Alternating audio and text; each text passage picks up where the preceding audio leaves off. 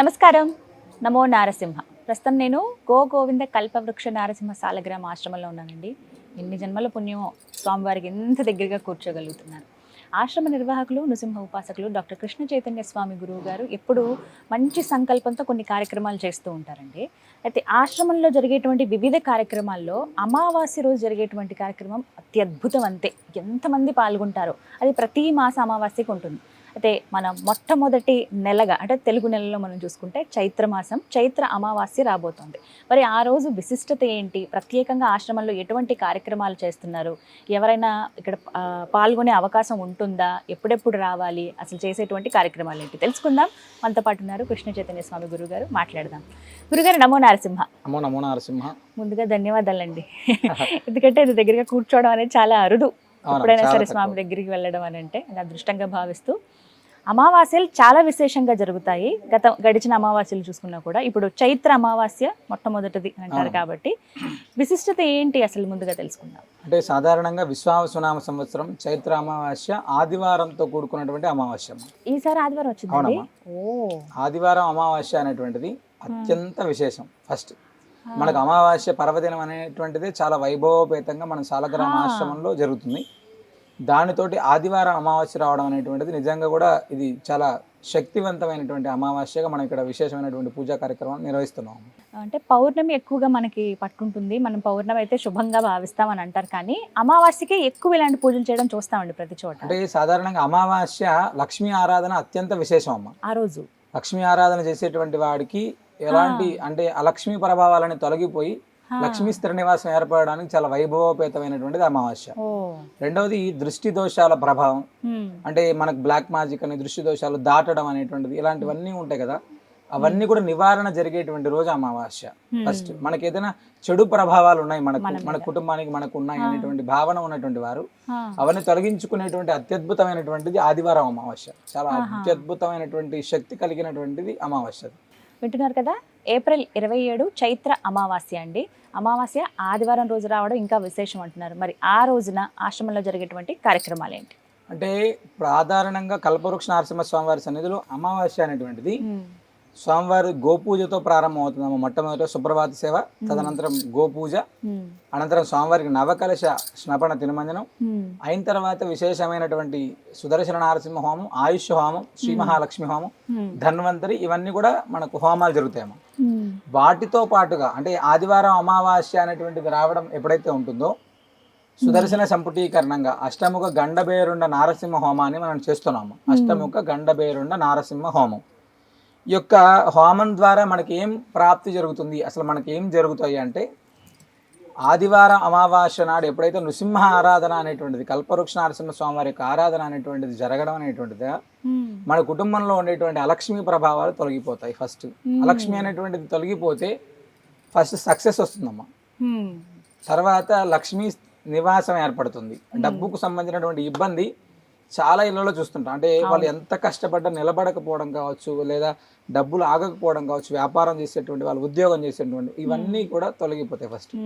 రెండవది ఆదివారంతో కూడుకున్నటువంటి అమావాస్య నాడు మన శరీరం పైన ఉండేటువంటి దృష్టి దోషాల ప్రభావం, అదే విధంగా బ్లాక్ మ్యాజిక్ అంటారు, లేదా దాటడం ద్వారా గాలి ప్రభావాలు అంటారు, ఇలాంటివన్నీ కూడా చాలా వరకు నెగిటివ్ ఇంపాక్ట్ అనేటువంటిది ఎవరికైతే ఉంటుందో మన ఇంటికి కానీ ఒంటికి కానీ వ్యాపార సంస్థలకు ఉండేటువంటి దాంతో అవన్నీ కూడా తొలగిపోవాలనేటువంటిది ప్రత్యేకంగా సుదర్శన మంత్రాత్మకంగా దృష్టి తీసేటువంటి కార్యక్రమాన్ని మనం చేస్తున్నాం. అది ఆదివారం అనేటువంటిది రావడం చేత ఇంకా అద్భుతమైనటువంటి, అదే దృష్టి దోష నివారణ అనేటువంటిది జరగడానికి ఈ అమావాస్య అత్యద్భుతంగా పనిచేస్తుంది. ఒకటి ఫస్ట్. రెండవది ఆదివారం అమావాస్య నాడు అంటే సుదర్శన మంత్రాత్మకంగా మనం చేసేటువంటి దాంట్లో ఈ దృష్టి దోష నివారణ కోసం అంటే ప్రత్యేకంగా మనం ఇలా తయారు చేసి, అంటే ప్రయోగాది బాధలు ఏవైతే ఉన్నాయో అలా లేదా మన కుటుంబానికి శరీరానికి ఇబ్బందికరమైనటువంటిది ఏదైతే ఉన్నదో సుదర్శన మంత్రాత్మకంగా ప్రత్యేకంగా ఒక అభిమంత్రించబడినటువంటిది.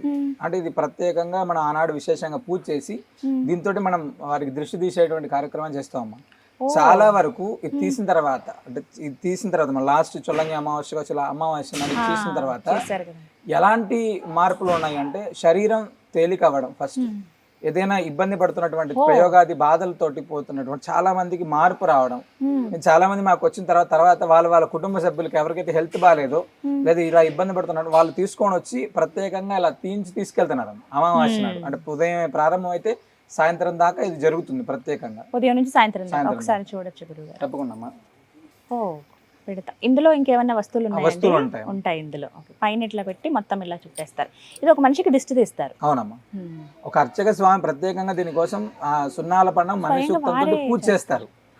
పూజ చేసినటువంటి దాన్ని దిష్టి తీసి పంపిస్తారమ్మా. ఒకరికి ఒకటే ఉపయోగిస్తారు. ఇప్పుడు కుటుంబంగా వచ్చారనుకోండి నలుగురు, ఎవరిది వాళ్ళు తీసుకోవాలి అంతే, ఎవరికి వాళ్ళకి. వేరే అవుతుంది. ఒక చిన్న సందేహం గురువు గారు, కొంతమంది తరచుగా అనారోగ్య బారిన పడుతూ ఉంటారు, అలాంటి వాళ్ళు కూడా రావచ్చు ఆ రోజు? తరచుగా అనారోగ్య బాధలు పడేటువంటి వాళ్ళు, ప్రయోగాది బాధలు ఉన్నటువంటి వాళ్ళు, దృష్టి దోషం ఉన్నటువంటి వాళ్ళు, శరీరం ఇబ్బంది పడుతుంది బాగా అనుకునేటువంటి వాళ్ళు, నరఘోష ఉంది బాగా అనుకునేటువంటి వాళ్ళు ఎవరైనా చేయడం మంచిదమ్మా. అందులోనూ అమావాస్య చేసేటువంటిది ఒకటి గొప్పదైతే, ఆదివారం అమావాస్య నాడు చేసేటువంటిది ఇంకా అద్భుతమైనటువంటిది అమ్మా.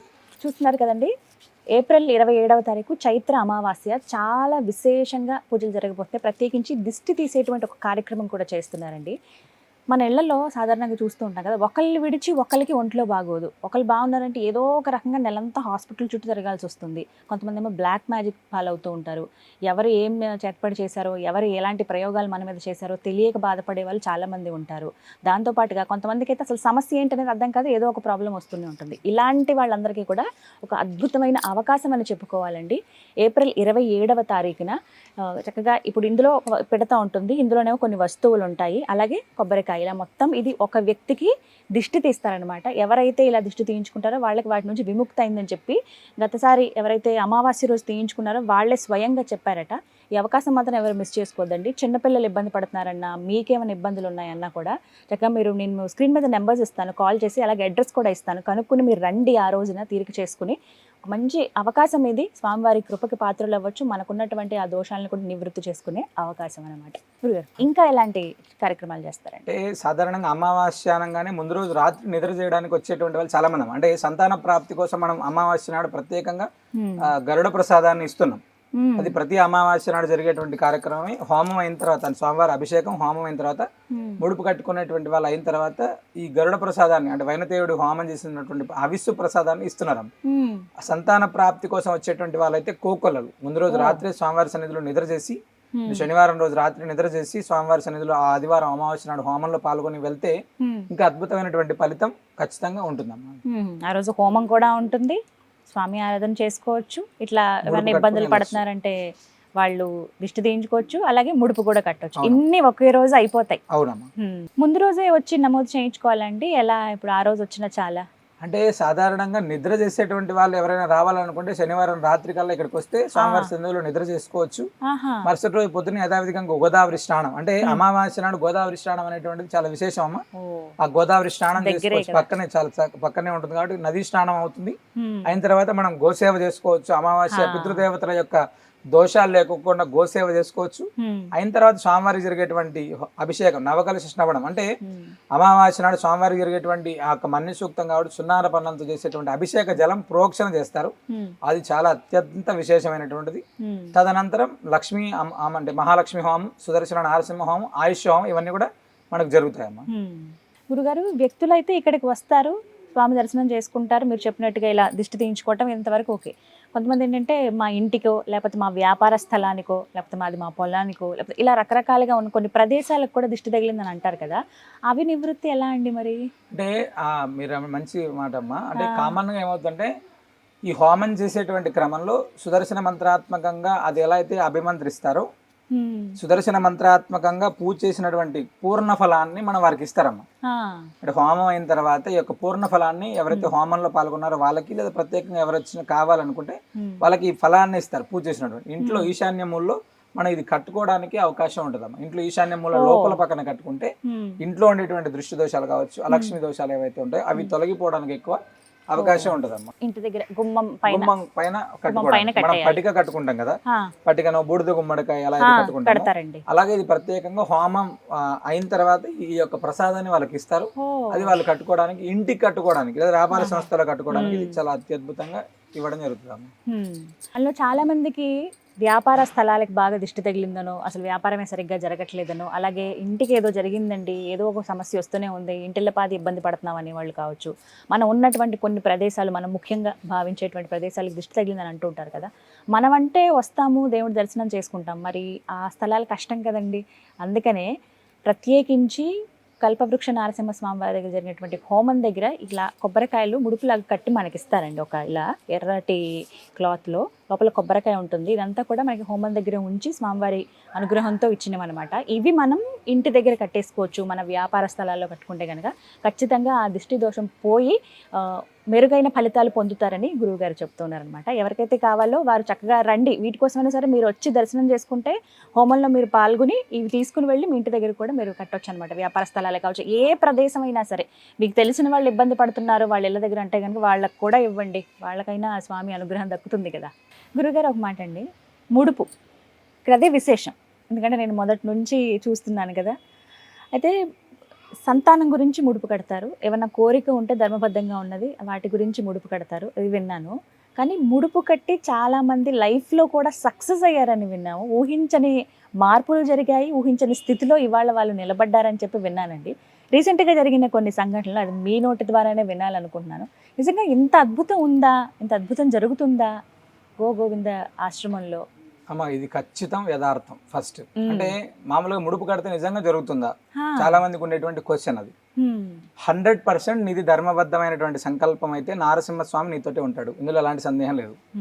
నారసింహస్వామి యొక్క పరిపూర్ణ అనుగ్రహం నీ దగ్గర ఉండాలి అనుకుంటే స్వామివారి దగ్గర ముడుపు కట్టి ఇచ్చినటువంటి మంత్రాన్ని చదువుకుంటూ గోవుకి సాలగ్రామానికి ఏకకాలంలో ప్రదక్షిణ చేసి స్వామివారికి కట్టి ఇచ్చినటువంటి మంత్రాన్ని మనం ప్రతిరోజు అనుష్ఠానం చేసుకుంటూ భగవంతుడి యొక్క పరిపూర్ణమైనటువంటి విశ్వాసం కావాలి అని చెప్పి మనం యథావిధిగా మనం చేసేటువంటి కార్యం అంతా కూడా చేస్తూ ఉంటే ఖచ్చితంగా స్వామివారి అనుగ్రహం ఉంటుంది.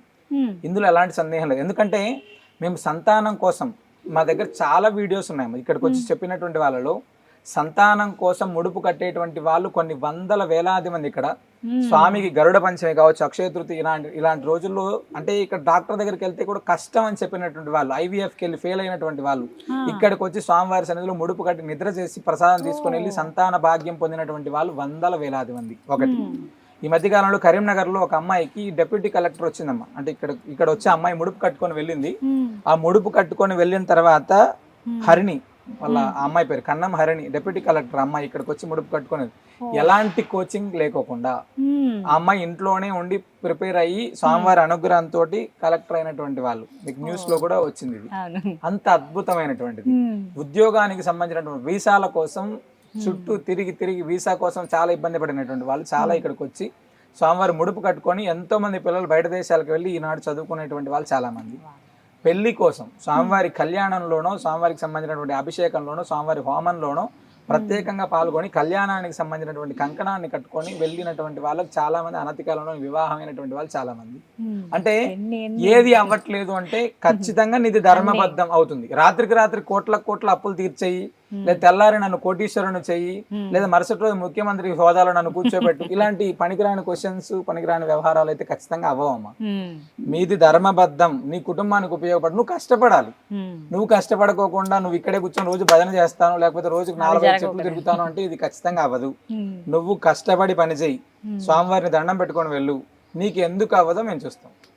అది నీ దగ్గర లేకోకుండా నాకు తెల్లారే అద్భుతం జరగాలి, ఇంకోటి పెట్టాలి, లేకపోతే పెద్ద వెంటనే వెంచర్లు వేసేయాలి, రాత్రికి రాత్రి కోటి, ఇవి కాదమ్మా.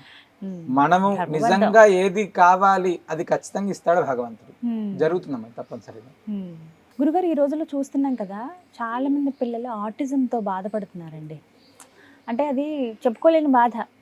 పిల్లలంటే అమితమైన ప్రేమ ఉంటుంది, వాళ్ళు చేసేటువంటి ఆ చేష్టలు చూసి కొంత బాధపడుతూ ఉంటారు. ఎక్కడ బయటికి ఎక్కడికైనా తీసుకువెళ్దామన్నా ఇబ్బందే.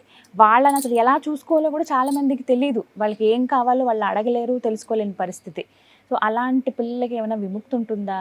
అంటే మేము సాధారణంగా అమ్మ ఆటిజంతో బాధపడుతున్నటువంటి చాలా మంది పిల్లలు అమావాస్య నాడు ముందు రోజు రాత్రి వచ్చి ఇక్కడ నిద్ర చేసి, అంటే స్వామివారి సన్నిధిలో నిద్ర చేస్తే మంచిదని తెలిసి చాలా మంది ఇక్కడికి వచ్చి ముడుపు కట్టుకొని ఇక్కడ స్వామివారికి, అంటే ఈ కల్పవృక్ష నరసింహ స్వామివారితో పాటుగా ధన్వంతరి సాలగ్రామం. ఈ సాలగ్రామానికి తేనె ఇలాచి పొడి రెండు నివేదన చేసి అభిమంత్రం చేసినటువంటి దాన్ని మనం ఇస్తున్నాము చాలా మంది పిల్లలకి. ఈ అమావాస్య నాడు జరిగేటువంటి హోమంలో కూర్చోబెట్టి వాళ్ళకి ఒక తాయెత్తుని వేసి పంపిస్తున్నాం మేము.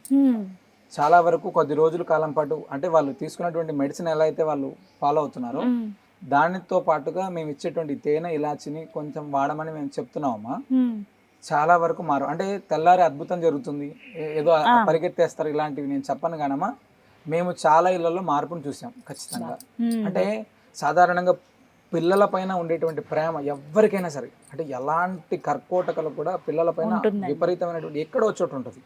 అలాంటి పిల్లలు వాళ్ళు పడేటువంటి బాధలు చూసినప్పుడు మనసు అంటే మనం ఎందుకు కష్టపడుతున్నాం రా బాబు అనేటువంటి బాధ చాలా మంది తల్లిదండ్రులు మా దగ్గరకు వచ్చి చెప్తున్నప్పుడు మాటలు రావట్లేదని, లేదా పిల్లాడు ఆ మాటలు వినట్లేదని, మనం చెప్పిన మాట వినట్లేదని, లేదా ఈ ఆటిజంతో ఇబ్బంది పడుతున్నారని, హైపర్ యాక్టివ్ కావచ్చు, గోడలకి దుంకేస్తుంటారు.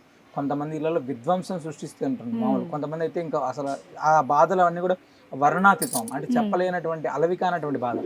అలాంటివన్నీ కూడా చాలా వరకు భగవంతుడి అనుగ్రహం ద్వారా మార్పు చెందినటువంటి వాళ్ళు చాలా మంది. మీ పిల్లలు మాట వినట్లేదు, లేదా మీ పిల్లలకు సంబంధించినటువంటి యోగ్యులు అవ్వట్లేదు, ఆటిజంతో ఇబ్బంది పడుతున్నారు, ఖచ్చితంగా అమావాస్యలో దర్శనం చేసుకోండి.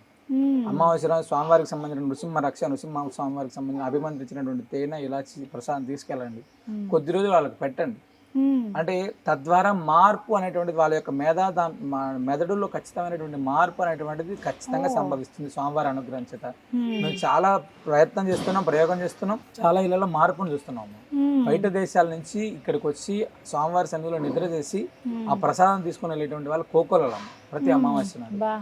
నిజంగా అంటే స్వామి నిజంగా అంత అద్భుతం సృష్టిస్తున్నాడా నిజంగా ఒక్కోసారి నాకు అనిపిస్తుంది. అంటే ఇంత వైభవోపేతమైనటువంటి దాన్ని ఎంతమంది ఉపయోగించుకోవాలి ఇంకా ఖచ్చితంగా. ఎందుకంటే డాక్టర్ ద్వారా వెళ్ళి మనం ఎలా అయితే మెడిసిన్ తీసుకుంటున్నామో ఇది కూడా ఒక మెడిసిన్. నువ్వు మెడిసిన్ లాగే చూడు, నువ్వేదో అద్భుతం జరుగుతుందని చూడొద్దు, ఒక మెడిసిన్ లాగే తీసుకెళ్ళు. ఖచ్చితంగా నీకు మార్పు వస్తే కదా. నువ్వు పెద్ద వేలాది రూపాయలు ఖర్చు పెట్టేటువంటి పని ఏం లేదు. స్వామిని దర్శించుకోవడం, స్వామికి సంబంధించినటువంటి ప్రసాదాన్ని తీసుకెళ్లడమే కదా నువ్వు చెప్పేది ఇక్కడ.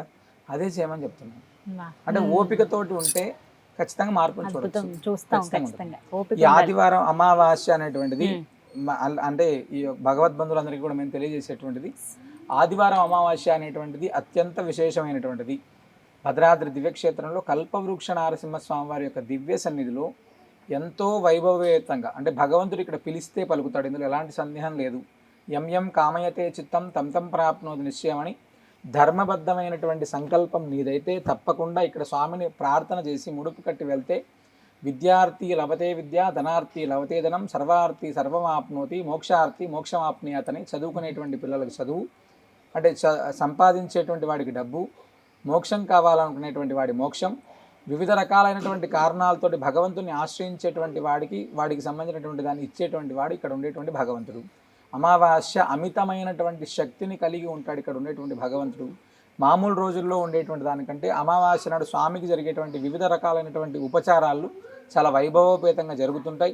స్వామి మనల్ని కూడా అనుగ్రహించడానికి ఇక్కడ పిలిస్తే పలుకుతాడు భగవంతుడు. అంటే నువ్వు భగవంతుడి పైన పరిపూర్ణమైన విశ్వాసంతో ధ్యానం చేస్తే ఇక్కడ స్వామి వారి యొక్క స్పర్శ తగులుతుంది. అంత అద్భుతమైనటువంటి మూర్తి ఇక్కడ ఉండేటువంటిది. కాబట్టి ఆ ఆదివారం అమావాస్య ప్రతి ఒక్కరూ వినియోగించుకోండి, అత్యద్భుతమైనటువంటి ఫలితాన్ని మనం పొందొచ్చు.